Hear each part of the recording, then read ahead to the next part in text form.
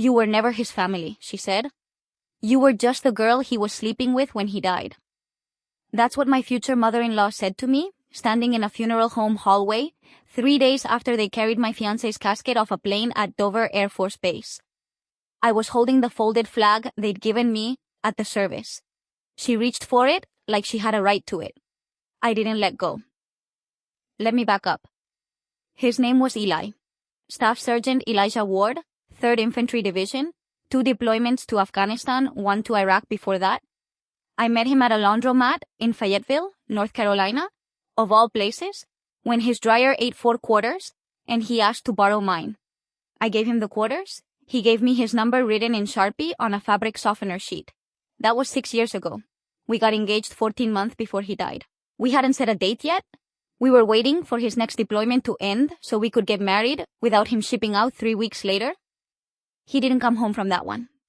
Improvised explosive device, a supply route outside Kandahar, February 2 years ago. He was 31. His parents, Carol and Frank Ward, flew in from Ohio for the funeral. I'd met them exactly 4 times in 6 years. Christmas, twice, a cousin's wedding, and once when Eli's truck broke down outside their house and I drove 8 hours to bring him a spare battery because they wouldn't. That last one tells you most of what you need to know about Carol and Frank. At the funeral, Carol cried beautifully. She wore black lace and dabbed her eyes with a handkerchief she'd clearly bought for the occasion, tag probably still in her purse. Frank shook every hand at the reception like he was running for office. Neither of them cried the way I cried. The ugly way, the way where you can't breathe right for an hour. They cried the way people cry when there are cameras, even when there weren't any cameras. I said nothing that night in the hallway. I just held the flag tighter and walked away. Not today, I told myself. Not here. Not over his body. That restraint would matter more than I knew. Eli's love was never loud. It was never performative. It showed up in 1,000 small, boring, unglamorous ways that nobody puts in movies. He was the one who remembered my mom's chemo schedule better than I did because he wrote it in his phone calendar with alerts. He paid my car insurance for 4 months during a deployment when I got laid off and never mentioned it again. I found out from the bank statement. He mailed birthday cards to my little brother from a forward operating base in the mountains using whatever paper he could find because there wasn't always a store.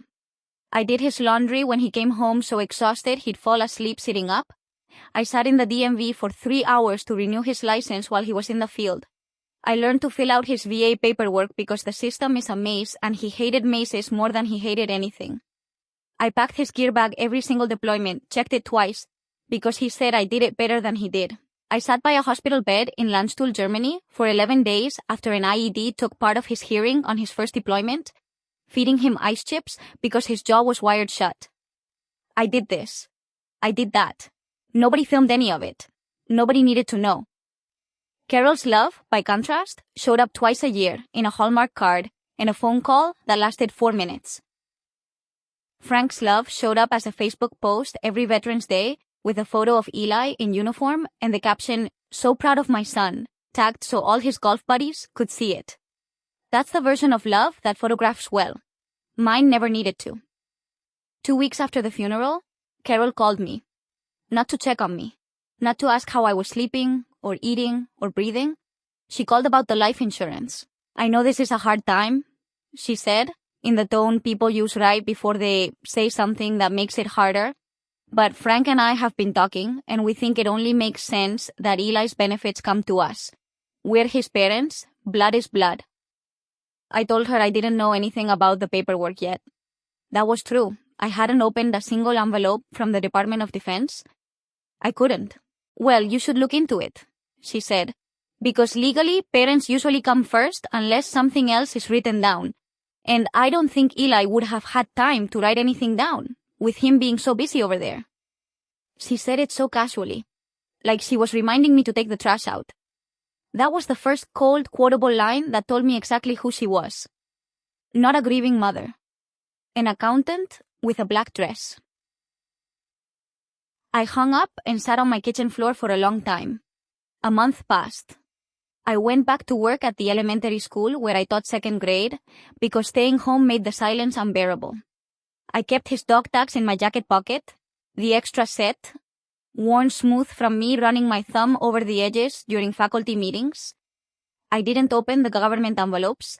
I let them stack up on the counter, a small paper monument to a fear I hadn't named yet. What if she was right? What if I really did have no legal claim to anything, and in 6 weeks I'd lose the apartment we picked out together, on top of everything else? It was Eli's old platoon sergeant, a man named Marcus Delgado, who finally made me open them. Marcus drove 4 hours from Georgia just to sit at my kitchen table with a cup of coffee he didn't drink. He'd been Eli's team leader on both deployments. He told me things about Eli I never knew. How Eli used to give half his MREs to local kids near a checkpoint. How he'd once carried a wounded interpreter 2 miles under fire and never told anyone. How the guys called him Postman because he wrote more letters home than the rest of the platoon combined. Except most of those letters weren't to his parents. They were to me. Marcus is the one who told me to open the envelope from Service Members Group Life Insurance. SGLI, he called it. Eli filled that form out with me sitting right next to him. He said, "Second deployment. I remember because he made me witness it. He said, I want this locked in case anything happens to me over here." I opened it with shaking hands. Sole beneficiary, Bree Calloway. Signed, dated, witnessed. $400,000 in death gratuity and insurance, and every dollar of it, by federal law, by his own handwriting, was mine. Not shared, not split, mine. There was more. In a lockbox at his childhood friend's storage unit in Fayetteville, a place his parents didn't even know existed, there was a letter. Handwritten, dated 8 months before he died. Marcus's friend, a JAG paralegal named Denise, helped me understand what I was looking at. Because some of it was formal, almost legal in tone, like Eli had looked up how to word it himself. The letter said he loved me. It said he'd watched his parents ask him for money 3 separate times over the years. Once for a truck, once for a business opportunity that turned out to be nothing, once just outright, no excuse given, and never once asked how he was doing on a deployment. It said, in his own handwriting, if something happens to me, I don't want my death to become their payday. I want Bree taken care of. She's the one who showed up, every time. I sat with that letter for 2 hours before I called anyone. Carol didn't know any of this existed. Which is exactly why 3 weeks later, she and Frank drove to my apartment unannounced. We spoke to a lawyer, Frank said, standing in my doorway like he owned it. He says there might be grounds to contest this. You two weren't even married. You were engaged. That's not the same as family. We raised him, Carol said, her voice climbing. We changed his diapers. We paid for his braces. And some girl he dated for 6 years gets everything, and we get nothing. That's not right. That's not how family works. He wasn't a bank account, I said quietly. He was a person who told you no when you asked him for money, and you're still trying to collect. Frank's jaw tightened. You don't know what you're talking about. I have a letter that says I do. That's when Carol said the line I'll never forget, the one that told me, finally and completely, exactly who I was dealing with. He was a soldier. Soldier's D. That's what the insurance is for, so the family isn't left with nothing. You'll find someone else. We buried our only son. She said it like grief was a competition and she'd already decided she'd won it. Like my $400,000 of federal benefits was a family inheritance she was simply reasonably owed. Like Eli's death was a transaction and she was disputing the receipt. I didn't yell. I didn't cry in front of them. I said, you can talk to my lawyer, and I closed the door. They did contest it. Carol and Frank filed a claim with the Department of Veterans Affairs and hired an attorney to argue that the beneficiary designation should be reviewed, citing their status as next of kin, and this is the part that still makes my stomach turn, citing the emotional and financial hardship of losing an only child, as though hardship were a legal instrument you could use to override a dead man's own signature. There was a hearing. Not a courtroom, with a gavel, but a formal VA benefits review, with an administrative law judge. Both sides represented, records entered as evidence. Carol wore the same black lace dress from the funeral. I wore Eli's dog tags under my blouse, close enough to feel the cold metal against my skin the whole time. Their lawyer argued first. He talked about blood relation, about the emotional bond between parent and child, about the ambiguity of an unmarried partner's legal standing. He was good. He was smooth. For about 6 minutes, I watched the judge's face and felt my stomach drop. Then, my lawyer stood up and read Eli's SGLI form into the record, witnessed and dated by Sergeant Marquez Delgado, present that day in the gallery in his dress uniform. He read the letter from the storage unit, the one where Eli wrote, in his own hand, that he didn't want his death to become anyone's payday. He called Denise, the JAC paralegal, to confirm the letter's authenticity and timeline. And then he asked one simple question to Carol, under oath. Mrs. Ward, in the 6 years your son dated Miss Calloway, how many times did you ask him for money? Carol hesitated. The room went quiet in that specific way rooms go quiet when everyone already knows the answer and is just waiting to hear it said out loud. I don't recall the exact number, she finally said. Would 3 sound accurate? A truck payment, a business loan, and a direct cash request, all documented in his bank records and text messages, which we've entered as Exhibit C? She didn't answer. Frank looked at the floor. The silence sealed the room. Nobody moved. The judge wrote something down without looking up, and I remember thinking that the sound of a pen on paper had never felt so loud in my life. The ruling came 2 weeks later, in writing, formal and unemotional the way these things are. The designation stood. Sole beneficiary, Bree Calloway. The VA denied the wards' claim in full, citing clear, unambiguous, properly witnessed documentation of the service member's intent. Their attorney's argument about next of kin precedents didn't hold because federal SGLI law doesn't work that way.